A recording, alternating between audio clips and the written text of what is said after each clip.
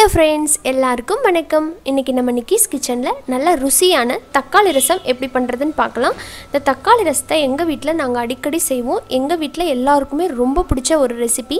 சிம்பிளா இந்த ரசத்தை வச்சிட்டு ஒரு அப்பளத்தோட வச்சு நாங்க சாப்பிடுவோம் அடிக்கடி. ரொம்ப பிடிக்கும். வாங்க இதை எப்படி பண்ணலாம் அப்படிங்கறத பாப்போம். இந்த தக்காளி ரசம் பண்றதுக்கு ஃபர்ஸ்ட் நம்ம ரச பொடி தயார் பண்ணிக்கலாம். அதுக்கு ஒரு panல 1 டீஸ்பூன் மல்லி, 1/2 டீஸ்பூன் சீரகம், 1/2 டீஸ்பூன் துவரம்பருப்பு, ஒரு 5-6 போல வெந்தயம், அதுக்கு மேலே வேண்டாம், ஒரு 1/4 டீஸ்பூன் போல மிளகு, 2 காஞ்ச மிளகா, கூடவே கொஞ்சமாக கருவேப்பிலை. இப்போ இது லைட்டாக நல்லா பொன்னிறமாக வறுபடட்டும், வாசம் வரும். இதில் ஒரே ஒரு ட்ராப் மட்டும் ஆயில் விட்டுக்கலாம். இப்போ இது நல்லா வறுபட்டு வாசம் வந்துருச்சு. இப்போ ஆஃப் பண்ணிடலாம். இப்போ இதோட 1/4 டீஸ்பூன் மஞ்சத்தூள், ஒரு சிட்டிகை அளவுக்கு பெருங்காயத்தூள், நீங்கள் வேணால் கட்டி பெருங்காயம் கூட சேர்த்துக்கலாம். இப்போ இதை நம்ம நல்லா நைஸ் பவுடராக அரைச்சிட்டு வந்துடலாம். ரச பொடி வந்து நான் இந்த அளவுக்கு அரைச்சி எடுத்துகிட்டு வந்துட்டேன். பாருங்கள், இந்த மாதிரி லைட்டாக கோர்ஸ் பவுடராக இருந்துச்சுன்னா கொஞ்சம் நல்லாயிருக்கும். இப்போ இதை வச்சுட்டு நம்ம ரசம் பண்ண ஆரம்பிச்சிடலாம். ரசத்துக்கு ஒரு 1/2 டீஸ்பூன் அளவுக்கு மட்டும் எண்ணெய் சேர்த்துக்கலாம். எண்ணெய் சூடானதும் 1/2 டீஸ்பூன் கடுகு உளுத்தம் பருப்பு,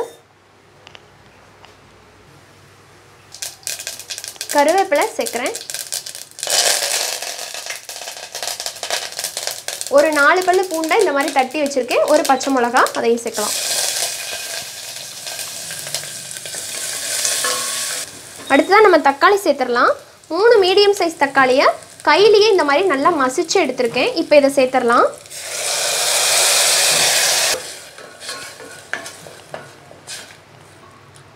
இப்போ இதை நல்லா இந்த பச்சை வாசம் போகிற அளவுக்கு நல்லா வதக்கி விட்டுறலாம்.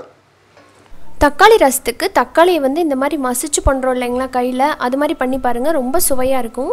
சில பேர் வந்து தண்ணியில் வேக வச்சுட்டு அதுக்கப்புறம் அரைச்சி தக்காளி ரசம் பண்ணுவாங்க.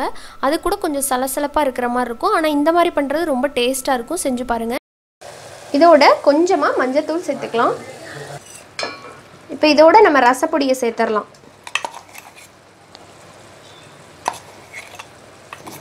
1/2 ஸ்பூன் மட்டும் சேர்க்குறேன். பாருங்கள், இப்போ இதோட அரை லெமனை விட கம்மியாக புளி எடுத்து கரைச்சி புளி தண்ணி எடுத்துருக்கேன். இப்போ அதை சேர்த்துக்கிறேன். புளி கொஞ்சமாக சேர்த்தா போதும். இப்போ இதில் ரசத்துக்கு தேவையான அளவுக்கு தண்ணி சேர்த்துக்கலாம். தேவையான அளவுக்கு உப்பு. இப்போ இது நல்லா நுரைச்சி வரட்டும், அப்புறம் பார்க்கலாம். பாருங்கள், ரசம் லைட்டாக இந்த அளவுக்கு கொதிக்கணும். இப்போ இதை கடைசியாக மல்லி இலை தூவி நம்ம இறக்கிடலாம். அவ்வளோதான், நம்மளோட வாசனையான தக்காளி ரசம் இப்போ ரெடி ஆகிடுச்சு. லைட்டாக நுர வந்தோடனே ஆஃப் பண்ணக்கூடாது. அங்கங்கே லைட்டாக இந்த மாதிரி லைட்டாக கொதி வந்ததும் நம்ம ஆஃப் பண்ணிக்கலாம்.